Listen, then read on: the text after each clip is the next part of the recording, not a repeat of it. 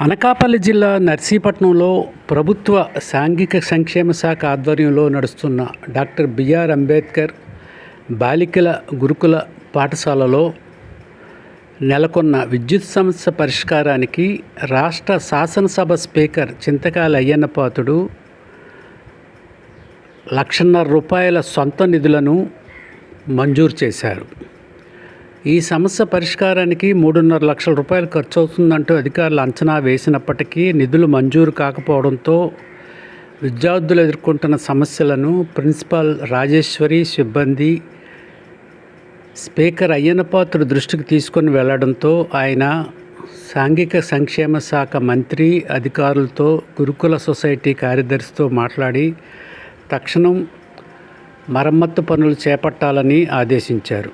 అంతేకాకుండా ఇందుకు అవసరమయ్యే 3.5 లక్షల రూపాయల్లో 1.5 రూపాయలు తానే స్వయంగా ఇస్తానని, మిగతా నిధులను మంజూరు చేసి వాటితో గురుకుల పాఠశాలలో నెలకొన్న సమస్యను పరిష్కరించాలని సాంఘిక సంక్షేమ శాఖ అధికారులను స్పీకర్ అయ్యన్నపాత్రుడు ఆదేశించారు. డాక్టర్ బిఆర్ అంబేద్కర్ గురుకులం గర్ల్స్ నర్సీపట్నం ప్రిన్సిపల్ మాట్లాడుతున్నానండి.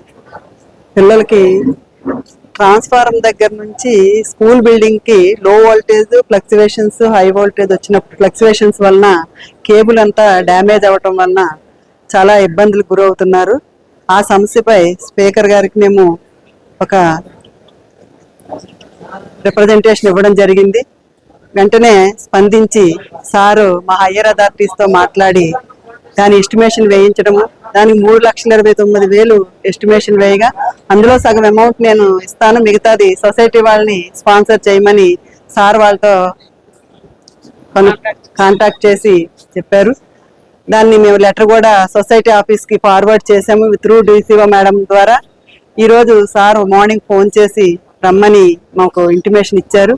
వస్తే సారు 1,50,000 రూపాయలు క్యాష్ అక్షరాల ఇచ్చి పిల్లల సమస్యని మరలా ఒకసారి సొసైటీ ఆఫీస్ వాళ్ళతో కూడా మిగతా అమౌంట్కి రెస్పాండ్ అవ్వమని వాళ్ళని కాంటాక్ట్ చేయడానికి నెంబర్ తీసుకొని కాంటాక్ట్ చేయడం జరిగింది. ఈ 1,50,000 స్పీకర్ గారి సొంత నిధులు మాకు సమకూర్చడం జరిగినది. పిల్లల దృష్టిలో అవసరాలను దృష్టిలో పెట్టుకొని మిగతా అమౌంట్కి సొసైటీ వాళ్ళని కూడా కాంటాక్ట్ చేసి త్వరితగతిన అవి వచ్చేటట్టు ప్రయత్నం చేస్తామని హామీ ఇవ్వడం జరిగింది. సార్కి మేము అన్ని రకాలుగా మా పిల్లల తరఫున మేము రుణపడి ఉంటామని అనుకుంటున్నాము.